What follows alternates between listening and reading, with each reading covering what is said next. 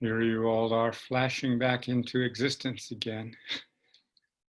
A topic that I'm going to touch on tonight. So let's start with a bow.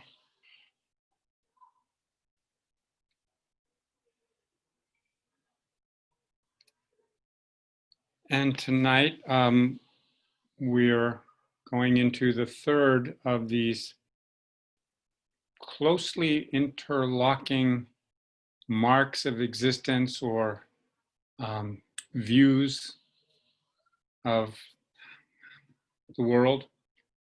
And the first night we touched on impermanence, and last night we discussed some dukkha or suffering or dissatisfaction. And tonight it's time for anatman or egolessness, alternatively translated selflessness or no self or not self. We have the usual push and pull in English about how to use that term. And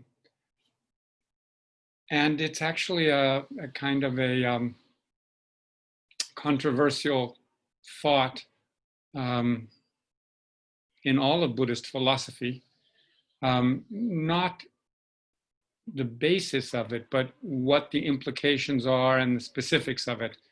And maybe I'll talk about that some. So the idea is that anatman means there is no atman, there's no soul or self or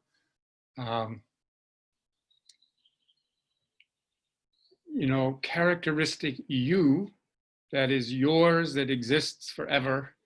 And it's corresponding to the sort of soul idea in some of our Western traditions, this thing that's always there regardless of how you treat it. There's this soul that lives forever and belongs to God or Jesus or somebody and can be saved. And the Buddha said that part doesn't exist. We don't have that. There isn't that thing. I believe the Hindus also have this Atman, this idea of kind of like a Godhead in you, a bit of the eternal in you. And he said, kind of controversially for his time, that wasn't so. That there wasn't anything like that. And the argument runs, the classical argument runs that in the philosophical traditions of that time, and still largely observed, that for something to exist, it has to meet certain criteria, according to this philosophical tradition. And though those criteria are that this thing that exists is unchanging or permanent. So it's just what it is. It doesn't, so that's one, it doesn't depend on other things for its existence. So it's independent. And it's unitary, it's not made of parts. And if something meets those criteria, it could be said to exist. And it seems to me that it's not a huge stretch to look at our experience and say, no, there isn't anything like that. There isn't any part of me or my existence or my mind or my body or my life that is permanent, independent, and not made of parts. And you know, you don't need a great logician to debate that, although great logicians have debated that in the Buddhist tradition for, for centuries, millennia even. And they come to slightly different conclusions. It's really a shame that in Shambhala, or that we don't chant the Heart Sutra anymore on a regular basis as we used to, because this is the question which sets off the teaching that makes up the Heart Sutra. In this edition of it, in this presentation, when we're talking about the 3 marks, we're really just talking about the self. And we're saying that there isn't a self, there isn't an Atman. And the question is, well, then what is there? And then the Buddha answered, well, there are the 5 skandhas instead of the self. And so those of you who studied a little Buddhist philosophy will know that form, feeling, perception, impulses, and consciousness make up or take the place of what we call the self. And this was part of his original teaching. And subsequent questioning was, well, do those things exist? Does anything exist according to these rather strict definitions of what it takes to exist?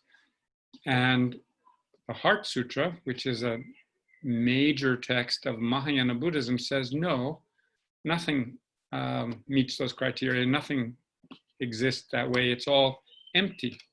And so this very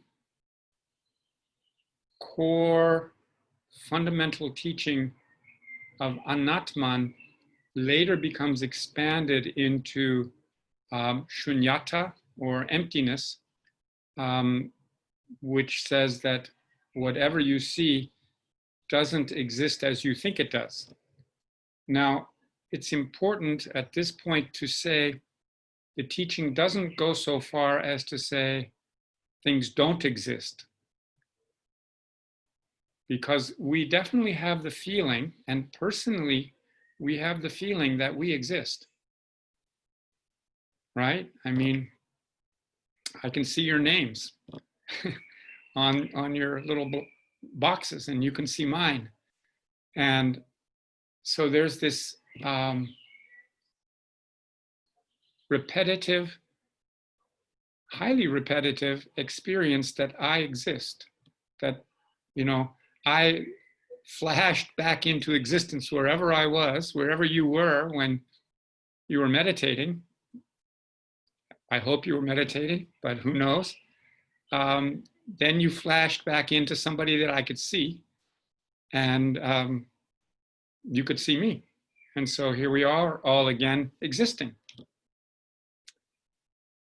And so particularly when it gets to the Mahayana level, we're not denying that things, we don't deny form, but we also don't deny emptiness. Or so we say that, this anatman, that there is this truth of selflessness or non-self or egolessness. So we have both. We have the experience. If you look, well, let me say that is the philosophical approach. That's the logic. But the Buddha was not someone who urged his students to accept what he said uncritically. He asked people to test that, to test his teachings against their own experience, to make sure that they could find that in their lives, or to try out in their lives the propositions he was making. He didn't want people just accepting it on faith. He wanted them to kind of really work with it and test it and wrestle with it and question it. So the question then would be, if there is a self, or if there is an Atman, where is it? Or what is it? How do I find it? How can I recognize it? And that is a classical meditation that we do in, it's a rather advanced meditation. We do this sometimes in certain Mahamudra exercises, but it's the same here. You could also look and say, well, where is this me? Where is this thing that is causing me so much trouble? Where is this thing that is suffering? There is a very classic Zen story, one of the earliest ones, where a student goes to see the teacher and the teacher won't let him in. And the student does all kinds of dramatic things to get the teacher's attention, including cutting off his arm, which gets the teacher's attention. And he finally says, all right, what do you want? And he said, well, my mind is suffering. I've been trying to get through to you, and now my arm is suffering, but my mind is totally suffering. And the teacher says, bring me your mind. And so there's that kind of feeling in our practice that we hear the philosophy, and then we test it against our experience. And in our tradition, we test it in daily life, but we have a wonderful sort of laboratory, as you all say in England, laboratory, called sitting meditation, where we can reduce distraction largely and look. We can look and say, okay, where is this me? Where is this Atman? Where is this self? Is it in my thoughts?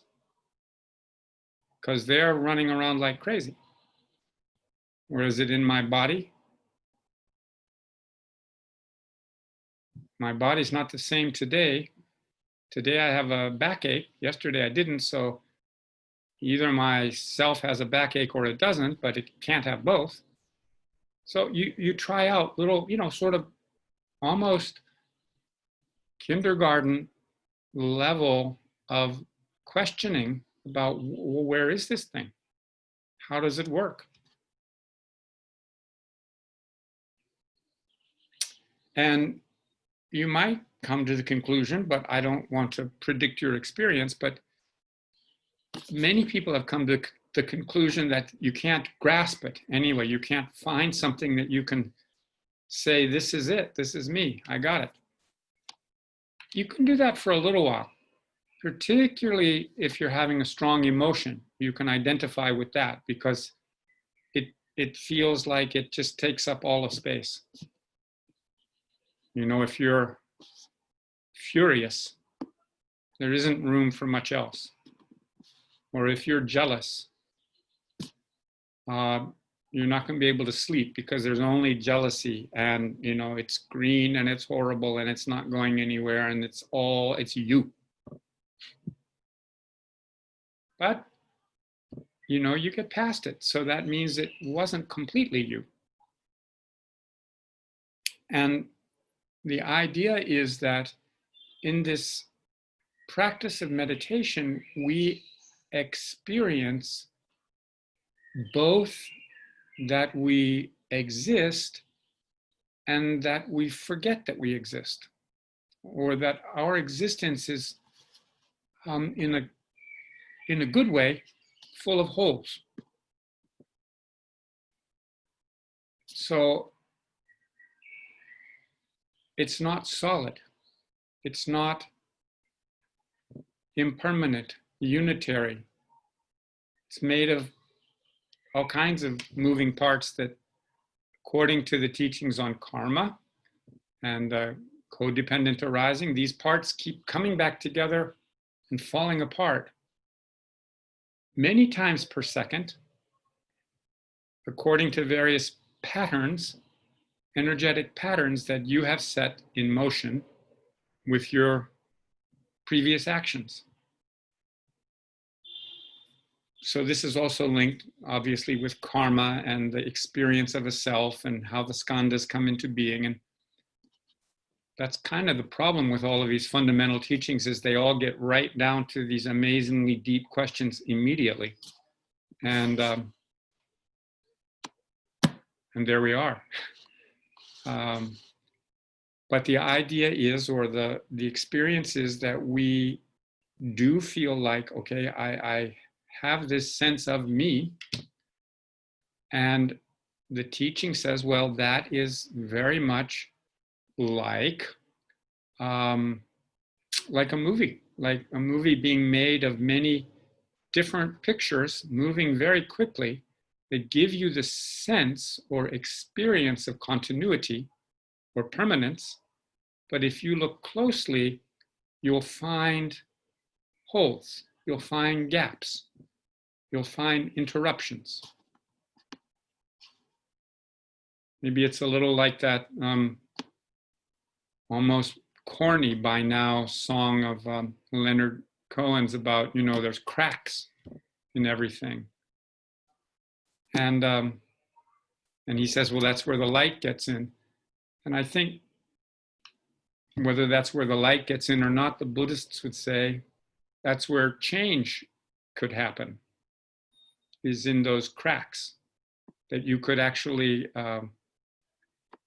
come back a little different. You could have taken your laptop to a different room, and you could have flashed back into existence with a different background, or could have fixed your hair differently, or whatever. You could change because there was a gap. It wasn't continuous. So this anatman, this egolessness, in the Tibetan tradition, it's considered part of the good news. Like impermanence and suffering are generally part of the tough news. And then this one is considered the good news because, oh, it's not really solid. However painful it is, however fickle it is, it's not that solid. Trungpa Rinpoche uses the image of that things don't actually land with you, that when stuff comes your way, it doesn't land. It kind of goes right on past. There's nothing there to hold it, catch it. Not really.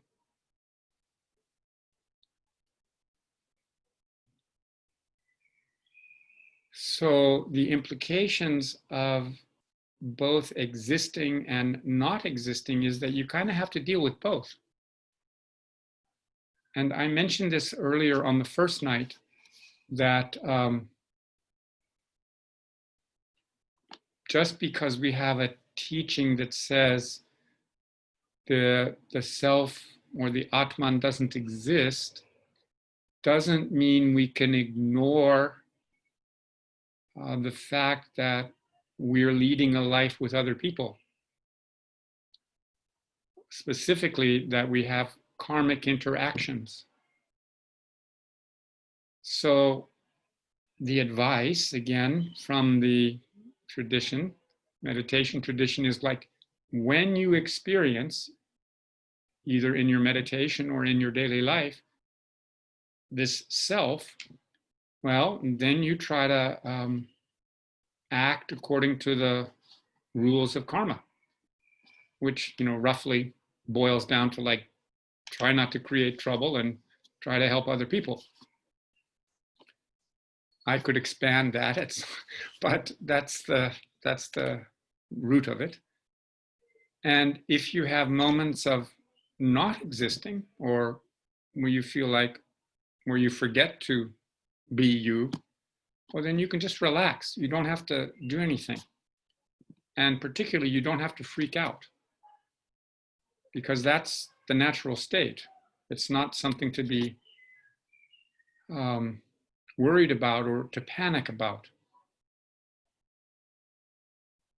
And this sense of self will flash back soon enough. And there you'll be again. And then you'll forget to do that again. And then you'll do it again. And so we constantly are experiencing this alternation, this broken pattern that happens quickly enough so that we don't notice it. It happens on a subtle enough level so that we mostly miss it. But this is what mindfulness is really to help you to see. And this is what meditation is really to help you to see, is to actually look at your experience very closely and, really check it out for yourself. Yeah, sometimes I'm gone. And then I only notice that when I'm back, that I wasn't there. Or maybe later, you see that, oh, I'm not quite the same as I used to be. I'm not, maybe there wasn't really a solid me. So these philosophical propositions are classically coupled with practices so that you can make them yours, so that you can own them, or own them is maybe wrong, but so that you can feel them, experience them. So they're not somebody else's teaching for you, that they're your life.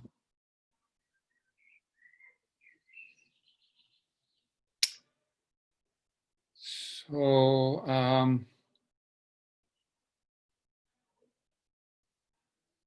that's mostly what I wanted to present tonight. But maybe I'll just touch on, as I said I would, and this is a very light touch, on the fourth mark of the 3 marks, that in the Tibetan tradition and in some other traditions, in some of the sutras, it talks about the 4th mark being nirvana. So you have, impermanence, suffering, egolessness, and nirvana suddenly, like out of the blue, nirvana. And that, of course, is considered also part of the good news. That's the good half. And the idea there is that just like this self doesn't exist the way we think it does, or it's full of holes, or it's constantly falling apart into a ground chaos and then coming back up, that the whole world is like that, that there's nothing really happening. And that's called peace. And might seem a little crude, but that's what nirvana is.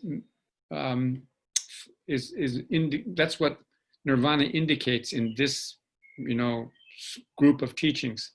So when it's part of the 4 norms, or these 4 views, or the 4 marks, it means not much is happening. Nothing's happening. We cook up a lot of stuff. We, it's like we're making a cappuccino and we're blowing a lot of air and bubbles into our life to make it rise up and fill up the cup. But really, there's not much in there. It's just not much happening. It's flat.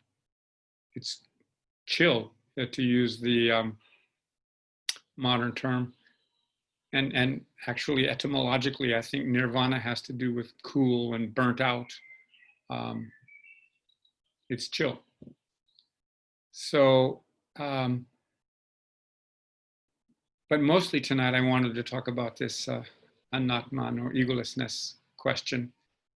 And actually, at this point, I'd be happy if you all would discuss among yourselves your experiences of this and how you work with this.